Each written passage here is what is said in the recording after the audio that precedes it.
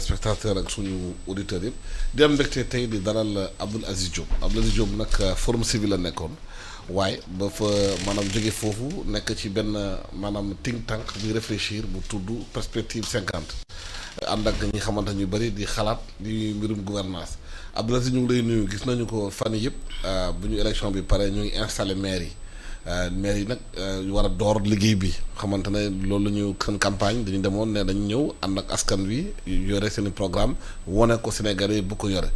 waaye bu ñu bëggee maire yi jaar yoon yow da nga proposé li nga xamante ne war nañu ci maire yi mais d' abord di def déclaration de patrimoine ñu xam maire bi dugg naka lay duggee lan la yore woon su génnee tamit ceytuwaat ko xool ndegam yorin bu mu yoree maire bi amul li nga xamante jël na ko ci maire bi yokk ci bagage bu amuloon lu tax nga wax loolu. jërëjëf Alassane maa ngi lay nuyu bu baax di nuyu ñiy topp E-Media yëpp ci télé bi rajo bi ak ci internet bi am toujours mbégte nag di leen wuy si parce que dama ni E-Media moom c'est surtout les questions de développement vraiment am na fi place bu am solo moo tax ñu sawar ci. préciser aussi que forum dama jóge comme coordonnateur général adjoint membre parce que actionnaire majoritaire héritage yu ku mel ni ñoom Mohamed Mbodj di ko suuxat sa xarit maa ngi nag am mbégte parce que thème bi ngeen di dafa ñëw ci waxtoom think tank bi nga wax tam prospective suñu xarit Cheikh Ahmed Tidiane Alamine moo ko taxawal muy groupe xeltu rek jëm ci wàllu jëm ci yorin bu sell ci wàllu développement mais déclaration de patrimoine boobu lu tax ñu wax ko parce que texte yi ni mu dee daf ni képp koo xam ni géré wuloo budget bu ëpp 1 milliard plus doo ko def maanaam doo assujetti ñu jàpp ni tey maire yi dañ ci gis souvent ay scandale ñu jàpp ni tey jaadu nañ ñu réformer texte OFNAC yi pour gën ko juyanti ba nga xam ni même maire bu yore budget 50 millions parce que dañ leen dénk pour ñu mën def déclaration de patrimoine à l'entrée su dee 3 mois yi nga xam ni ci leen installé suñu génnee tam ñu def déclaration de sortie mais loolu aussi dafa ànd ak ay bilan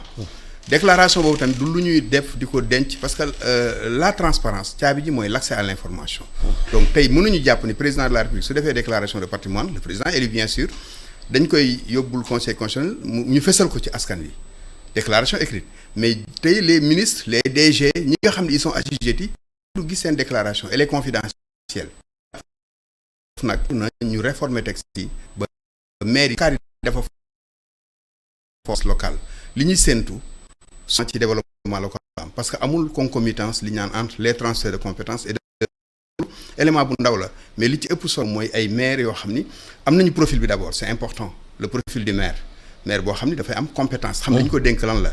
am vision aussi bu leer fi mu war a jëm mais beneen bi aussi mu am éthique mu jub éthique individuelle de conviction et collective de responsabilité donc jàpp nañu yooyu tey lu ñu war a dugal ci réforme yi la pour que maire yi nga xam ni tey séentu yi ak yaakaar yi dafa fort trop surtout ñi doog a ñëw nag sa population yi mënatuñu leen may dara parce que tey citoyens yi dañu taxaw jëlaat seen souveraineté soo gisee ci élection yi ni mu demee nga gis que ne askan wi tey fas yéene ñun nag ñu fas yéene en tant que société civile comme dañ ci xeltu ay at def ci ay programme xam naa dinañ ci ñëw ci kanam ay DGT yu mel noonu pour jàppale maire yi ñu ni tey dafa jaadu loolu ñu dugal ko ci mais mieux même li Burkina def sax war nañ ko mën am Sénégal tey délit d'apparence Burkina ñoom ci seen texte yi yey déclaration de patrimoine ay lutte contre la corruption dañoo dugal délit d'apparence permettre nañ citoyens yi tey képp koo xam ni dañ la dénk ndombo tànk surtout alalu askan wi ñu gis que ni sa revenu yokk na plus de 5% de manière illicite nga def réalisation yu wees sa revenu ñoom dañ kalaame ci yoon ñu ancien ministre de la défense Gouda loolu su amoon Sénégal tey ñun parce que élection locale yow gox bi la yeewoo xam nañu fan la déparé xam nañu fan la mel ni Abdou Aziz benn nekk kër papaam rek maire ñu gis au bout de 2 ans alors que indemnité maire de commune 300 000 francs la il faut tey am fan la ko jëlee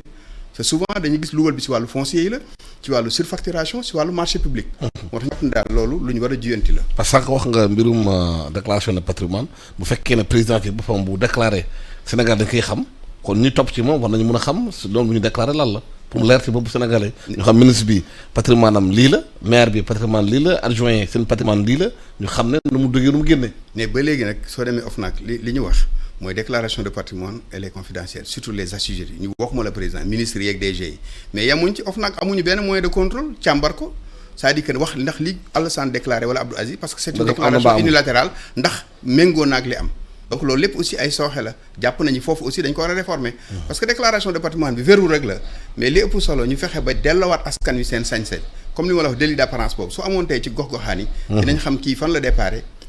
dinañ ko topp.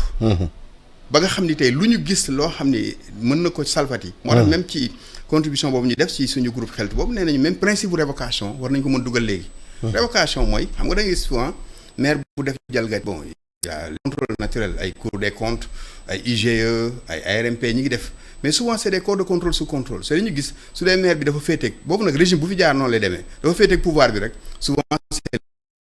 maire au alors que dañu ni reddition de compte moo war a am de compte mais ñu jàpp ni pour révocation boobu suñu ko ci dugaloon maire bi même s'il est universel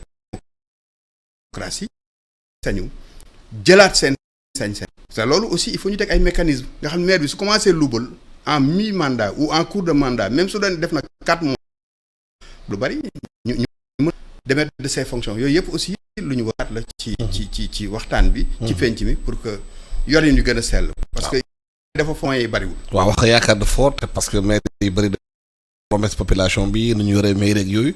yaakaar nga ne maire yi ñu fal yi am na benn tàggat bi leen war a def pour ñu gën a mën a yore développement local bi parce que population yi dañu am yaakaar si ñoom te maire yi dañuy def ay programme ne leen ba leen ñu fale daañu def lii ci compétence transférées yi waaw xam nga ñaari profilu maire moom actuellement xam nga démocratie bi moo tëddee noonu y a une démocratie même populiste qui ne dit pas son nom ou populaire nga xam ne maintenant soo gisee elle est même on parle même démocratie illibérale ñoo xam ni te Alassane benn nit mën na jóge fële rek par le biais de la démocratie ñu fal la c'est gis nañ ko ci élection yi ñoo xam ni ils n'ont pas le profil amuñu vision bi aussi ci biir campagne bi aussi gis nañ ci maire yu bari am na ci ñu am vision bu claire mais am na ñoo xam ne dañuy tëñëx yi sa tëñëx mooy tey ñëw nañu mbir mi dafa dal seen kaw rek ñooñu donc dafa laaj ñaar ñu tàggat leen d'abord renforcement de capacité moo jiitu sa xool maa ngi la koy wax sànq ñun forum civil dañu teel a gis ni tey di nga gis nit ku jum fekk xamul donc ñu ni li war a jiitu mooy formation moo tax ñun d'ici 2009 yow rahmatullahi alayhi Mouhamed Mbodj yàlla na ko yàlla yërëm forum civil ànd ak Indagraf ñu def benn programme bu intéressant novateur USAID moo ñu accompagné ñu naan ko DGT décentralisation gouvernance transparence suñu xarit mu Ndiaye Cissé ko doon coordonné amoon beneen citoyenneté active kooku Ilimane Kane suñu xarit aussi boobu moo fa nekkoon directeur exécutif man ma nekkoon au niveau boobu bi ñu koy tëgg loolu lañ ci jubloon dañu ni il faut une approche volontariste incitative tey pour la petite histoire président Macky Sall bii tey boobu mi ngi woon maire Fatick moo njëkk a ñëw signé programme bi au forum civil fii au siège avenue Malick Sy Idriss Seck signé ko Aminata Mbengue Ndiaye y avait Aliou Sow ministre des collectivités nekkoon maire Ngognick Cheikh Bamba Dièye Aïda Mbodj Aliou Diak bi nekkoon parce que ñun dañ bëggoon collectivité yëpp toute obédience confondue mais li ñu ci jubloon mooy d'abord fexe ba yorinu sell nekk loo xam ni dafay nekk lu ñu institutionnaliser ko moo tax bi ñu ko démarré programme boobu en 2009 li njëkk a def mooy tàggat comme li nga wax parce que loolu jiitu dañ leen former d'abord sur la bonne gouvernance tous les principes désagrégé leen ko c'est kooku Mouhamed Mbodj je me rappelle mook Emmanuel ñoo ñëwoon def première formation bi ñu pare jël le foncier les finances locales les missions de l'élu local bi ñu ko defee ñu pare wutal leen ay guides illustrés mais yamuñ ci ñu def nag li ñu naan un audit citoyen dañoo def benn des comités locaux de certification citoyenne yoo xam ni xam nga y a deux démocraties Alassane la démocratie participative et la démocratie représentative représentative mooy ñi ñu fal xam nga tey soo dee moo gone consouvent matmaire mais ñoom ci askan wi lañ jógee mais ñi leen fal ñoom ñoo am sañ-sañ bi ñun nag dañu leen doon fexe ba réconcilier leen boole les deux démocraties bi ñu leen tàggatee ñu def li ñu naan référentiel de bonne gouvernance locale jël principe bu ne ñu teg ko ay indicateurs ba pare askan woowu ñu tàggatoon les comités locaux de certification citoyenne ñu jël ko defal leen li ñu naan audit citoyen ñoom ñoo dem ci collectivité bi def audit blanc xam nga état moo war a def audit loolu lépp li ñu ci jubloon mooy pour ñaax maire yi pour yanenu sell bi ñu demee nag ba programme bi jeex en 2012 tamit ñu def benn label loo xam dañ leen ay raaya la label bonne gouvernance locale mu am argent am bronze mais or bi kenn amu ko ci woon mais am na argent amoon na bronze président di daan ni lii de vraiment am na solo trop lu ñu war a gën a yaatal parce que 25 collectivités sur plus de 600 war nañ ko gën a yaatal donc loolu aussi forum civil jëlaat ko Union européenne ak AMS signé convention continuer waat programme boobu donc ñu jàpp ni yooyu mooy yi nga xam ne tey moom la ñu war a jëmmal sa loolu moo war a nekk taxawaay société civile aussi fexe ba maire yi ñu accompagner leen mais dañ leen di ngalaab loolu laa wax parce que souvent dañu am yéeri sell da gis maire boo xam ne mi ngi naan la dinaa tabax ay lycée collège du compétence transférée loolu départemental gis naa benn maire mu ni damay renégocier contrat d'industrie minière sa xamul ni ñoom nekkuñ même dans le champ de négociation même assemblée nekkuñ ci xam nga kooku maire boobu dafay bind nii rek local boobu soo gisee ñun ñu wax ko xam premier ministre Alassane fu ñu ko nommé day dem assemblée nationale def déclaration de politique générale daal ni gouvernement bi lii mooy vision président de la république lii lañ fas yéenee jëmale réew mi ñu jàpp ni maire yi tey am na ay plans PDC les plans de développement communal mais PDC yooyu maire bu continuité li ñuy bañ mooy maire bi ñëw daal ni man li ma fekkoon li indi rupture continuité lañ wax par exemple cas Thiès ville Talla Sylla macha allah amoon na plan de développement de la ville bu ñu def ak ay acteurs mais financement bi mooy problème parce que problème collectivité territoriale yi tey mooy état bi dafa leen jëbbal ay compétences mais amul moyen mais loolu li koy pallier mooy ingénierie financière gis nañ kaawu Sandiara le maire de Sandiara Serigne Diop il était à Nestlé mais dafa ñëwaat ci gox-goxaanam avec une bonne équipe mais aussi avec une de développement gis nga Sandiara tey c'est une économie sociale. mais est-ce que du foofu la problème profil bi am parce que maire war a diriger ay goxaan am solo mais ku ñu la maire profil bi am na solo parce que bu fekkee xam-xam amoo ko ou bien xëy na yow dañ la fal maire parce que yaa fi nekk dafay doy waar xamoo texte yi damay doy maîtrise ou décentralisation xëy na sax jànguloo. parce que y a un minimum sax xëy na de bagage intellectuel bi war a yore mairie. xam nga loolu li ko indi mooy un citoyen une voix xam ñun suñu forme de démocratie tam lu ñu war a xoolaat la am na ñoo xam ne xamuñu même le sens du vote dañuy sànni le vote est subjectif à la limite moo tax n'importe qui peut être n'importe où te suñu continuer nii encadré wuñ cette démocratie attendons-nous ci législative yi nga am fi d'autres profils gis nga assemblée ni mu demee on a vu vraiment des députés je dis man su ma gisee ay maires yu ñu takkal écharpe ñu pare di féliciter naan honorable entre eux man ñi ils n'ont rien compris donc jàpp nañ ñoom fi ñu toll pal la même honorable c'est à l'Assemblée nationale alors que même certains députés ne méritent plus ce qualificatif parce qu'ils déshonorent le peuple ndax représenté wuñ peuple bi à la limite donc ñu jàpp ni profilu maire bi débat bi foofu lañ ko war a teg il faut le minimum je prends le cas par exemple on est dans le même groupe Raza wala Moubarak Lo dafa delluwaat ñoom rek Moubarak li mu capitaliser yëpp mais su delloo da ngay xam ni kii am na vis du làmbatu parce que li mu capitaliser au niveau national et international dina ko delloo sa loolu lañ soxla tey gis nañu le gars de Tassette y a le maire le directeur du PNDL Mamadou Thiaw soo demee il a fait beaucoup de réalisations Maguette Sène Malicounda tey gis nga tey ni mu demee Mbaye Dione ak Ngoundiane je prends seulement ces cas Maguette Wade bi nekkoon à la base le maire de Ngaye Mekhe mais c'est la même chose parce que il faut que loolu lañ soxla profil boo xam ne au moins maire bi xam na d'abord am na le sens de la responsabilité et il prend cette fonction comme un sacerdoce comme une sinécure mais soo jëlee maire boo xam ne amul vision et puis il parle de statut mais statut baax na mais statut ay avantages la rek ay passeport diplomatique nañu jox ay véhicules nañu jox carburant mais li ëpp solo mooy le profil ce profil boobu il faut mu compétent d'abord il faut maire bi aussi jub maandu il faut aussi mu am patriotisme maanaam bëgg tey gox-goxaanam gis naa par exemple fan yi Mountaga Sy maa ngi ko gis def na ay relaaw dama ci gis xaw ma ko nag mais ma ni ku mel nii par exemple avec ni mu gérer APIX ak vision bi mu am mais kooku tey gox-goxaanam mën na ko booster su fekkee ni tey li qualité yooyu ma wax mi ngi ci donc yooyu lañ soxla Alassane mais malheureusement tey gis naa ni beaucoup de maires on ne le souhaite pas suñu leen accompagner wul ils vont s'enliser parce que xam nga dénoncer moo gën a yomb gérer xam nga soo nekkee ci biti ne dara baaxul léegi ñun la léegi yaa ngoo ko nga ñëw déjà amuloo vision bi et autour de toi il y a le clientélisme c'est-à-dire nga ni li ma fekkoon dara baaxul alors que man li ma jàpp tey maires yi jot a génn yëpp am na lu ñu def donc ñii ñëw nañu appuyer sur l'existant il y a des plans de développement communal existants am na ay programmes ñu fa defoon et puis ñu woo les anciens tey jii pourquoi pas tey maire yi nga xam ne c'est Ablaye Bal département de Ziguinchor il est maire sortant mais am na lu mu xam tant au niveau communal mais au niveau de l'État pourquoi pas Ousmane Sonko lui tendre la main ñu continuer parce que ñoom ñëpp ñoo bokk yéene bi démocratie moo demee kii la ñu fal kii la ñu folli mais ñoom ñëpp ils ont le mérite. mais est-ce que profil bi war nañu ko da nga koy yaakaar ko réformer def ko genre loi ci profil bi war a diriger. waaw xam nga loolu waxtaan la laaj profil bi moom lu ñu war a réformer la maintenant réformer c'est un peu la démocratie parce que démocratie bi tamit mooy l'expression du suffrage universel mais cette démocratie là ni tant que contrôlé wuñ ko fi ñu toll nii mën nañu dem avoir waxuma la maire mais ba ci président de la République mën nañu am li am dans les pays en Amérique latine on le souhaite pas ñoo xam ni pratiquement c'est des gens qui sortent du néant wala ils ont de l'argent wala ils sont populistes ñëw au pouvoir c'est loolu aussi li ñu war a xool moo tax le profil man gëm naa ni nañ ko waxtaanee en tout cas il faut am na ci li ñu naan minimum loo xam ni tey nit ki war na ko am pour nekk maire mais jóg rek parce que soo xoolee ni mu demee ni élection yi wane na ko am na ci ñoo xam da ngay xam ni ils n'ont pas le profil waaw dañu ñëw rek et ils risquent maintenant tey yaakaar bi nit ñi am duñ ko mën a doxal parce que vision bi nekk fa xam-xam bi nekk fa mais souvent humilité bi du fa nekk maire bu ci ëmbul nag mën nañ la jàppale tey parce que ñoom dañu naan ñun la ñu fal même ñun daf ñuy dal souvent société civile dañu naan non yéen demu leen ci kii bi ñun la ñu fal alors que société civile tey rôle la démocratie participative mooy comme li ma la wax léegi jël ay programme renforcer leen c'est loolu vraiment y a des maires déjà qui commencent par exemple la ville de Thiès Babacar Diop on a échangé l'autre jour mais moom nee na vraiment lépp lu jëm ci wàllu xeex guerre lépp jëm ci transparence ku ko ci accompagner rek mu jël xam nga kooku déjà wane na yéeneem maintenant li ci des mais deux profils daal moo ci am.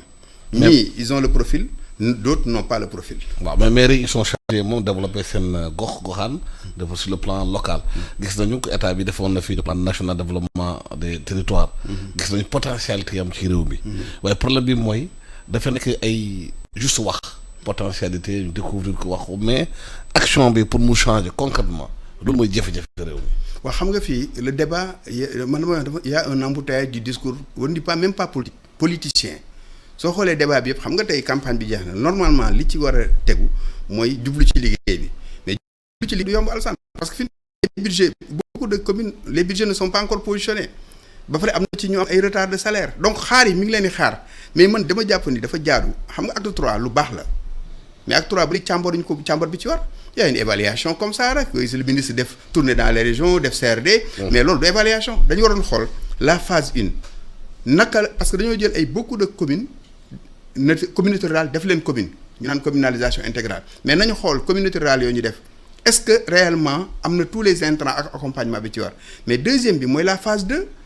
les pôles territoriaux xam nga président de la République Diamniadio nit ñaa ngi doon wax mais c'est une très bonne vision de développement Diamniadio aujourd'hui est un pôle urbain soo xoolee c'est un hub mais vision boobu ñu am nañ fexe ba tas ko ci réew mi mu nekk ay pôles territoriaux de développement ñu ni tey nañ boole Matam jëm Ranérou jëm Linguère nañu boole Fatick jëm Diourbel nañ boole Thiès Mbour jëm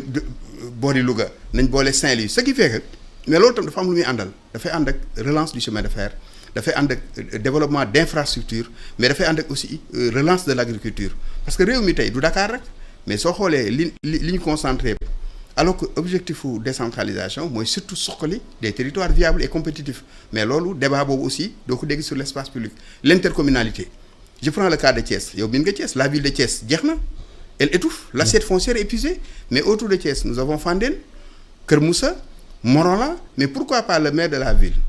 toog ak le maire de Noto le maire de Fandène le maire de Kër Moussa ñu toog autour de projets structurants de développement parce que c'est les mêmes populations tey ki dëkk Kër Massamba Gueye supposons incohérence territoriale dugg ci il dépend de Fandène élection yi passé ñoom Kër Moussa lañ voté département ça c'est des problèmes alors que ñoom SDE moo leen di alimenté CEDO du moins Senelec moo leen yore seen doom yi ñu ngi jànge dans les écoles de la ville de Thiès alors qu'ils dépendent de Fandène mais yooyu dafa laaj tey incohérence territoriale yi mais loolu mënul am lu dul que ces maires soient dans une logique de développement pas de positionnement ou de politique politicienne mais suñu moytuwul fii ak législative yi liggéey du fi am. waaw parce que maire yi fi nekk ñu ngi dugg ci campagne bi dëkk bi dafa mel ni def na ci campagne électorale permanente. population di xaar souvent ñu doon dig mais du ñu gis lu ñu dig. loolu nga ni problème la ci réew mi. waaw xam nga loolu li ko indi mooy réew mi xam nga développement moo war a nekk loo xam ni moom la ñu war a teg mu nekk priorité mais soo xoolee discours bi yëpp de 2012 à 2019 Assane nous avons eu 7 élections soo xoolee diggante présidentielle locale ba référendum su bu ñu jugee rek dem ci beneen fii ak 2024 aussi presque c'est le même rythme alors que maires yi tey les populations xam nga am na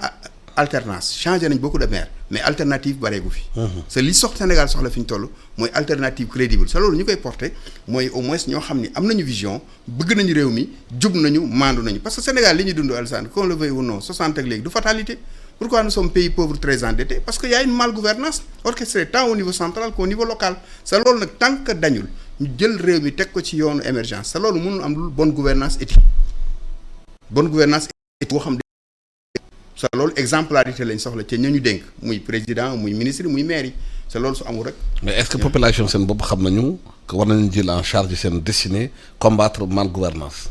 waa xam nga population yi souvent damay wax ni li ma benn ndeysaan sama benn xarit ma jigéen la ci politique bi la nekk daf ne ma yéen société civile am ngeen xalaat souvent da ngeen di jaar conscientiser masse yi yéen a ngi def ay programme mais fu ngeen yéen amu leen xaalis du ngeen joxe xaalis ñun fu ngeen jaar ba jaar fa rek ñun après dañ fay jaar les populations sont abruties à la limite et ils sont dans une posture alimentaire xoolal élection yi passé lu ne gis nga ko mais da ngay ces jeunes là Alassane man loolu moom ma gën a tiital dama ni tey ces jeunes yi nga doon gis tey ñu topp caravane yi bi équipe nationale bi gagné ces mêmes jeunes topp ko même jeunes yooyu mois de mars ñoo génnoon taal dëkk bi mais tey jii dañu war a li ñu naan la priorité à la formation à l'éducation et à l'emploi de ces jeunes yooyu yëpp mais tey dañu war a waxtaane loolu mais réew mi comme ni nga wax mbiru développement dafa mel ni lu ñu sofantel la mais maintenant li ci nekk rek mooy politique politicienne ku ne nan laay def ba falu maanaam dañu notre rapport avec le pouvoir Alassane moo doy waar xam nga Achille Mbembe disait en Afrique l'État est le lieu du repas mais soo xoolee Sénégal ñeen ñoo fi gën a riche waxuma la homme politique de mais les politiciens ak ñi nekk dans certains secteurs corruptogènes surtout dans les régies financières mais ñi nekk dans le secteur privé soo xoolee amuñu presque koom-koom bi ci war alors que li jaadu mooy tey état bi ñi ñëw wala ñi nekk si gox-goxaan yi il doit venir pour servir l'État servir les populations au sein des collectivités locales mais malheureusement souvent les gens viennent pour se servir. mais est-ce que dafa laaj ñu dépolitiser administration bi parce que tey boo gisee même kii def coup d'état Burkina Faso gis naa ko tey muy wax ci biir discours am il faut dépolitiser l'administration ñu xamoon dañu war liggéey réew mi ñu génn ci politique bi. xam nga changement de paradigme bi c'est en 2000 la commencé am xam nga soo xoolee sous le président Senghor et sous le président Abdou Diouf quoi qu'on puisse dire il y avait des grands hommes d'État des commis de l'État foofu l'État était un peu sacré. mais soo xoolee Abdoulaye Wade moom bi mu ñëwee dafa changé lu bëree bëri ci nga gis pour la première fois des gens yoo xam ne mosuñu am vécu jaar-jaar premier poste ministre jox leen ndombo tànk par le biais de la politique xam nga loolu dafay poser problème ci lañ commencé nag administration bi politiciens yi ëpp les grands commis de l'État te soo jëlee ministère nga jël tey nomination politique jël directeurs généraux yi mais sur leur tutelle ñi nekk ñu ilif leen ñi nekk de grands commis de l'État alors que seule la volonté politique ça pose problème. donc dañu war a dépolitiser non seulement administration bi mais aussi le financement des partis politiques Alassane lu ñu war a xoolaat la tey jii xaalis bi dugg ci campagne bi mais un maire buy yootu maire commune boo xam ne 300 000 mooy sa indemnité ak quelques avantages nga dépenser des centaines de millions ci campagne mais loolu xel mënu ko nangu ça veut dire que yow est-ce que da nga ko def pour après am retour d'investissement wala da nga ko def pour simple plaisir je ne pense pas. donc moo tax les régies financières aussi. mais loolu moo tax maire di jaay foncier bi loolu moo tax ñu jaay suuf si. mais ils sont parce que maire yi amuñ droit jaay suuf si. amuñ droit mais li ci nekk mooy waxuma la suuf sax moo ci gën a tuuti. mais xam nga li ci doy waar Alassane mooy même ñi nekk dans les régies financières ñun forum civil yàgg nañu ko wax ne ñi nga xam dañu yore ay direction impôt et domaine direction trésor direction douane wala ay aéroport yi nga xam day dugal xaalisu réew mi ñooñu waruñoo def politique parce que pour lu tax ka leen fa teg. souvent c'est des raisons politiques souvent je nuance mais soo te fekkee tey dañ la teg yow mais da ngay nekk au service de ki la fa teg donc yow da ngay jaawale alalu réew mi ak alalu parti bi ça loolu aussi il faudrait ñu réglementer ko mooy le financement de ces partis politiques et aussi la dépolitisation de l'administration mais léegi ñëpp parce que ñëpp dañu gëm ni ku politiqueul doo am ndombo tànk. mais pourtant loolu yëpp assises nationales yi wax nañ ko commission de réforme de réforme bi xam nga Amadou Matar Mbow moo ko yoroon waxoon nañ ko. appel à candidature ci régie financière yenn postes yi. mais ba léegi Côte d'Ivoire loolu la ñuy def et c'est ça qui est normal aussi mais malheureusement fii xam nga problème bu Sénégal nee naa leen du problème mu même texte yi suñ ko réformer woon aussi tant que amuñu. ay exemplarité au sein de nos dirigeants quand je dis exemplarité mooy wane yoon xam nga lii problème mu Sénégal damay wax toujours ne ko war a lijjanti waroo lëj malheureusement Sénégal souvent ñoo koy lëjal ñoom ñoo lëj seen biir moo tax du gaaw a lijjanti ko sur beaucoup de questions nag boo ci dem rek noonu lay demee alors que tey dafa jaadu fi réew mi toll parce que horizon 2035 sur le PSE on parle de Sénégal émergent man gëm naa ne développement durable lu mën a am la mais loolu pour mu am il faut ñu teg réew mi sur les rails du développement rail du développement mooy fexe ba impunité jóge fi. fexe ba bonne gouvernance parce que la bonne gouvernance aussi elle est transversale. dans tous les domaines bonne gouvernance foncière bonne gouvernance locale bonne gouvernance scolaire bonne gouvernance sanitaire bonne gouvernance associative bonne gouvernance religieuse même bonne gouvernance médiatique. foo dem rek. ce sont les mêmes principes et les mêmes indicateurs mais suñ ko fa tegee rek yaakaar naa mën na dem. mais lan moo tax réew mi loo xalaat réfléchir nañ ci rapport boo mu mënti xalaat rapport jinne sax am na ci réew mi. waaye problème bi mooy lan moo tax li ñuy xalaat duñ ko jëfee lan moo tax on n'arrive pas à dépasser waxtaan bi wax ji ci def ci action bi mu gën a leer mu concret. xam nga loolu li koy gën a indi mooy système bi xam nga président de la République tey Macky Sall moom laay wax gis nga bi muy ñëw au pouvoir en 2012 xamoon na ni y avait une demande citoyenne xamoon na ni y avait une malgouvernance sa loolu les signes yooyu amoon 2009 ba nga gis local yi Benno Siggil Sénégal jël ko mais c'est les mêmes signes soo xoolee moo ñëw nii xam nga Sénégal dafa am yoo xam ni c'est des signes annonciateurs mais bi muy ñëw moom en 2012 yàlla xam na ni Macky amoon na yéene bu sell mais xam nga système bi nit la ak yéeneem mais système bi moo lay phagocyté y a les groupes de pression y a les lobbies mais beneen bi aussi mooy la volonté le désir d'avoir un second mandat vaille que vaille xam nga soo nee dama bëgg a am deuxième mandat nga teg ay principes transhumants yi commencé ñëw groupe de pression yi ñëw lobby yi ñëw finalement daf mel ni ferme mais est-ce que wax système bi du souvent du dafa yomb ba naan système bi daal est-ce que wax système bi moo tax est-ce que du yombut du benn buntu prox ndool bi ñu ci dugg naan système bi la. waaw xamul tax may alors que ñoom bu ñuy laaj réew mi xamoon nañu système baa ngi fi. wax te ci wax askan wi su ma ñëwee damay changer moo tax ñu ñëwoon. xam nga lu tax man la système c'est de verrou parce que déjà président bi avec l'hyperprésidentialisme suñu la faree presque mën na ni li la neex ngay def mais dans certains pays yaakaar nga li ñu wax léegi ci financement des partis politiques ci dépolitisation xalaat nga tey un président de la France wala Angleterre wala nga dem États-Unis jël xaalis liquide ni l'argent di même en public di ko joxe wala nga koy yóbbu dans certains foyers religieux wala ngay dem sur certains leaders d'opinion xalaatoo ko mais fii au vu aussi de tout le monde loo ci mën moo tax man la c'est le système qu'il faudrait réformer ba nga xam ni tey dinañu teg ay verrous yoo xam ni yu bari dootuñ ko ñemeeti dootuñ ko mënati parce que à côté dafay am impunité dafay am li moins impunité bi lañ fiy jëlee. mais problème bi mooy ñi dénonce système bi ñoom seen bopp bu ñu ñëwee da ngay yaakaar na ñoom ñoo gën a grave système bi. waaw xam nga maa ngi lay wax sànq même les nouveaux maires qui viennent d'arriver suñu moytuwul beaucoup d'entre eux xam nga dénoncer dafa yomb mais soo ñëwee gérer tey réalité bi ngay tiim autour de y a des groupes de pression am na ñoo xam ni tey c'est le clientélisme comme on dit beneen bi aussi mooy cette volonté da nga naan souvent man benn mandat la mais naa gaaw defar samay ñooñ et c'est ça qui pose problème parce que réew mi gis nga slogan boo président waxoon la patrie avant le parti même ce n'est même pas comparable parce que bokkul parti association privée la patrie mooy li ñu bokk mais loolu suñu fexe woon ba teg parti xam ni ay association lañu ñëpp jiital réew mi je pense que Alassane Sénégal waxuma la émergence mais mën nañ dem fu sori mais sinon changement d'acteur rek moo fi am mais système bi laa lay wax ne la en soi tant que defuñu refondation maanaam tabaxaat mbir mi réew mi du gaaw a dem. jërëjëf maa ngi lay gërëm Abdoul Aziz Diop ma fàttali auditeurs yi yow da nga bokk Forum Civil tamit prospective 50 ñu waxtaan yu gouvernance ak gestion mairie yi parce que mairie yi bees yi ñu ngi doon installé ci gox-goxaan yi am luy bëri li ñu wax nag léegi nag li ñu des mooy mbir maa ngi noonu réalité politique baa ngi noonu réalité terrain baa ngi noonu dañ leen di juger maire yi par rapport seen capacité yore seen i gox-goxaan population di bàyyi leen xel bu baax a baax ndaxte maire yu bëri dañuy saax-saaki suuf si leen di gërëm di leen sant di leen ñaanal bokk ci jàmm ak salaam jërëjëf